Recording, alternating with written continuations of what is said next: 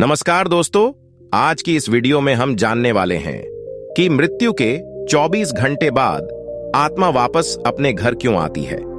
मरने के बाद आत्मा कितने दिन तक घर में रहती है।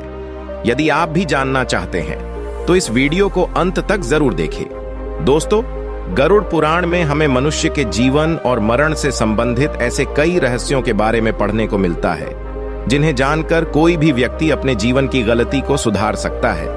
दोस्तों, इस वीडियो में हम जानने वाले हैं मृत्यु के समय मनुष्य के साथ क्या क्या घटित होता है और वह किस प्रकार यमलोक ले जाया जाता है।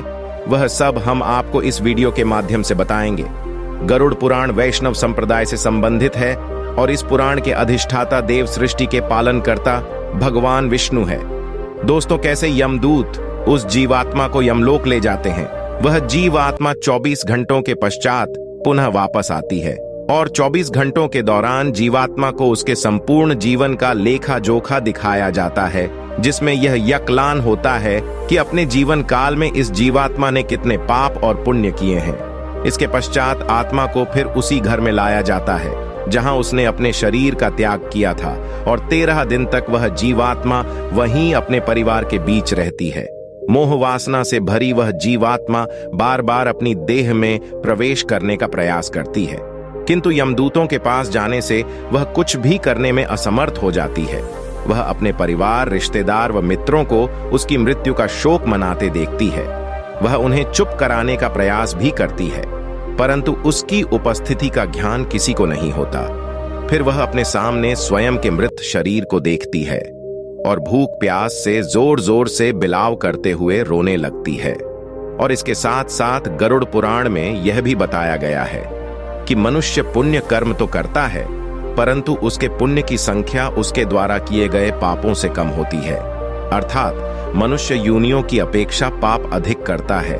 इसके समाधान स्वरूप मृत्यु के पश्चात पिंडदान करना आवश्यक बताया गया है। 10 दिनों तक जीवात्मा के उद्देश्य से पुत्रगण पिंडदान देते हैं। अगर मृतक का पिंडदान नहीं किया गया तो जीवात्मा अनंत काल तक भटकती रहती है और हजारों सालों तक पीड़ा व कष्ट भोगने के बाद अगला जन्म लेती है। प्रतिदिन दिए जाने वाले पिंड के 4 भाग हो जाते हैं। उसके दूसरा भाग से मृतक का शरीर बनता है, तीसरा भाग यमदूत ले लेते हैं और चौथा भाग मृतक को खाने के लिए मिलता है। 9 दिन रात में प्रेत पुनः शरीर युक्त हो जाता है। शरीर बन जाने पर 10वीं पिंड से प्राणी को अत्यधिक भूख लगने के कारण आहार रोकने प्राप्त होता है।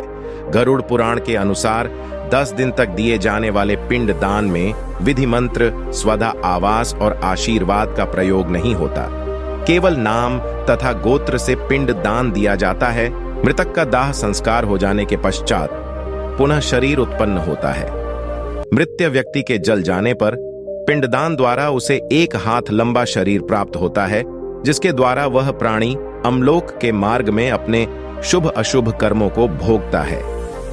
पहले दिन जो पिंड दान दिया जाता है उससे मूर्धा, दूसरे दिन के पिंड दान से ग्रीवा और दोनों स्कंध बनते हैं, तीसरे दिन की पिंड दान से हृदय व चौथे दिन के पिंड दान से पृष्ठभाग उत्पन्न होता है।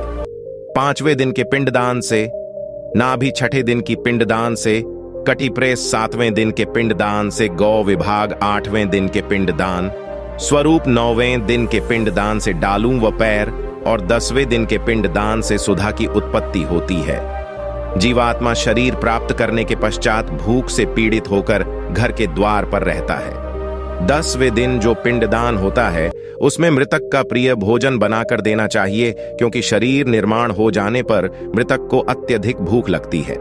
प्रिय खोजे पदार्थ के अतिरिक्त अन्य किसी भोजन का पिंड दान देने से उसकी भूख दूर नहीं होती। 11 और 12 दिन प्रेत भोजन करता है। मरे हुए स्त्री पुरुष दोनों के लिए प्रेम शब्द का उच्चारण करना चाहिए।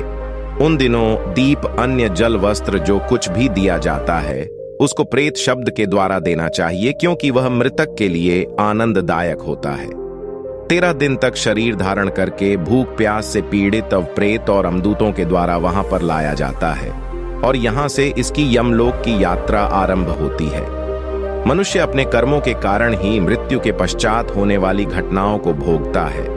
जो व्यक्ति जितना पापी होगा उसका अंतिम मार्ग उतना ही कठिन होता है और वह जितना पुण्यकारी, निष्पत्ति और भगवत प्रेमी होगा उसकी स्वर्ग की यात्रा उतनी ही सुखदायक होगी। इसलिए हमें यह ध्यान रखना चाहिए कि कर्मों का फल जीते जी ही नहीं अपितु मृत्यु के पश्चात भी भोगना होगा। गरुड़ पुराण का यह बात हम यहीं पर समाप्त करते हैं। इससे आगे आप अगले भाग में जानेंगे। हमारा उद्देश्य केवल आपके ज्ञान में वृद्धि करना, वह धर्म के प्रति आपकी जिज्ञासा को बढ़ाना है। अगर हमसे कोई त्रुटि रह गई हो तो हमें क्षमा करें।